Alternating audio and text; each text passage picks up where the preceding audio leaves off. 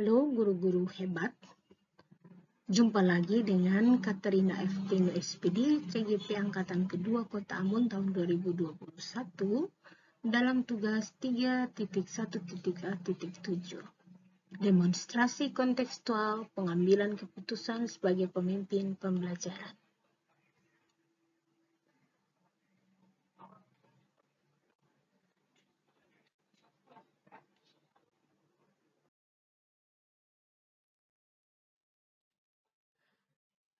Pemandu, bagaimana Anda nanti akan mentransfer dan menerapkan pengetahuan yang Anda dapatkan di program guru penggerak ini di sekolah atau di lingkungan asal Anda? Menurut saya, cara yang tepat dalam mentransfer dan menerapkan pengetahuan yang saya dapatkan di program guru penggerak ini di kelas dan di sekolah atau lingkungan pengabdian saya adalah dengan 1. Mensosialisasikan kepada seluruh komponen dan warga sekolah serta orang tua murid. Yang kedua, melakukan pengimbasan materi di komunitas praktisi sekolah seperti MGMP, guru mata pelajaran serumpun atau MGMP sekolah dan profesi serta teman sejawat. 3. Menerapkan paradigma prinsip dan langkah-langkah pengambilan keputusan sebagai pemimpin pembelajaran di sekolah. 4. Mempraktikkan dengan kondisi kehidupan sehari-hari yang baik di lingkungan sekolah maupun lingkungan masyarakat.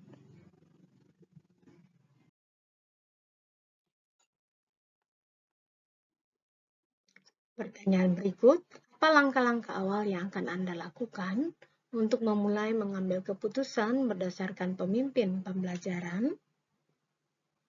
Caranya 1. Mengetahui dan memahami 4 paradigma pengambilan keputusan dalam dilema etika, yaitu A. Individu lawan masyarakat, individual versus community. Dalam paradigma ini, ada pertentangan antar individu yang berdiri sendiri melawan sebuah kelompok yang lebih besar, di mana individu ini juga menjadi bagiannya. Bisa juga konflik antara kepentingan pribadi melawan kepentingan orang lain, atau kelompok kecil melawan kelompok besar. B. Rasa keadilan lawan rasa kasihan, justice versus mercy. Dalam paradigma ini ada pilihan antara mengikuti aturan tertulis atau tidak mengikuti aturan sepenuhnya. Pilihan yang ada adalah memilih antara keadilan dan perlakuan yang sama bagi semua orang di satu sisi, dan membuat pengecualian karena kemurahan hati dan kasih sayang di sisi lain. C.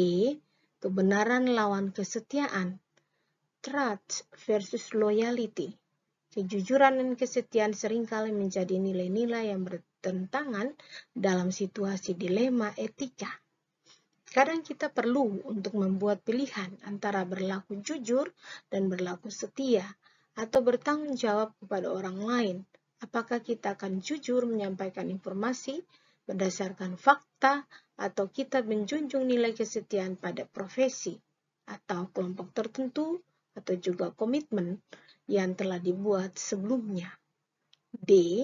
Jangka pendek lawan jangka panjang, short term versus long term. Paradigma ini paling sering terjadi dan mudah diamati.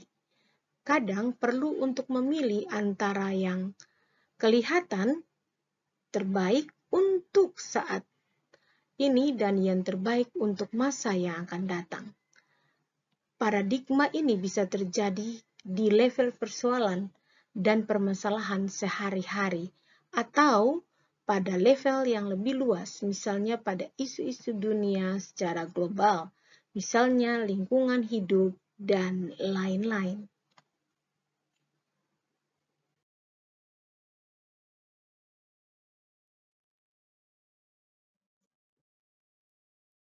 B. Menggunakan 3 prinsip pengambilan keputusan, yaitu 1.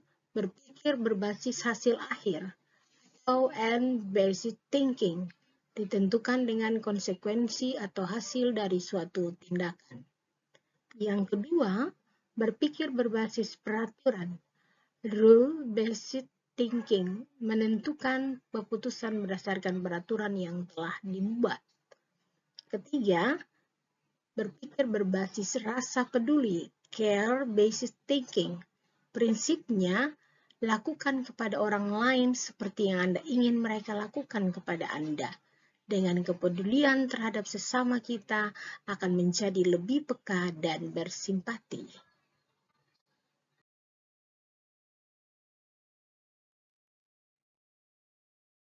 E.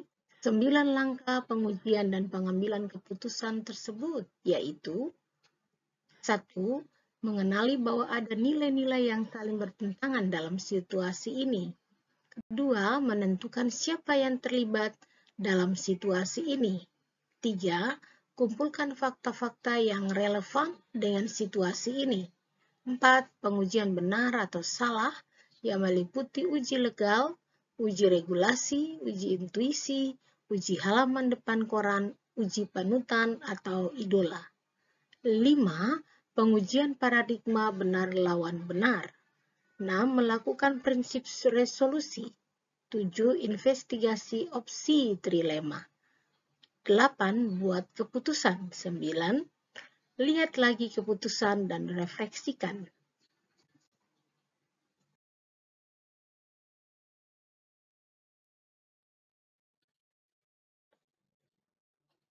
Pertanyaan berikut, mulai kapan Anda akan menerapkan langkah-langkah tersebut?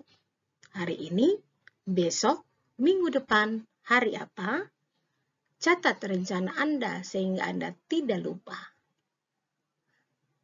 Dan setelah mempelajari materi di modul 3.1 tentang pengambilan keputusan sebagai pemimpin pembelajaran, maka saya berencana menerapkan mulai minggu depan dan seterusnya.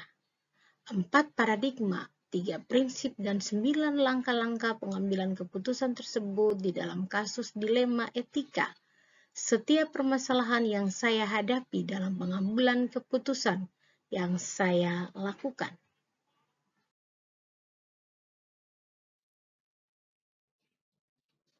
Kemudian, pertanyaan berikut, siapa yang akan menjadi pendamping Anda dalam menjalankan pengambilan keputusan sebagai pemimpin pembelajaran? Seseorang yang akan menjadi teman diskusi Anda untuk menentukan apakah langkah-langkah yang Anda ambil telah tepat dan efektif. Menurut saya awal tentunya pendamping, fasilitator, rekan-rekan guru penggerak, kemudian kepala sekolah, dan teman-teman sejawat di sekolah tempat saya mengabdi. Sekian dan terima kasih. Salam Merdeka Belajar.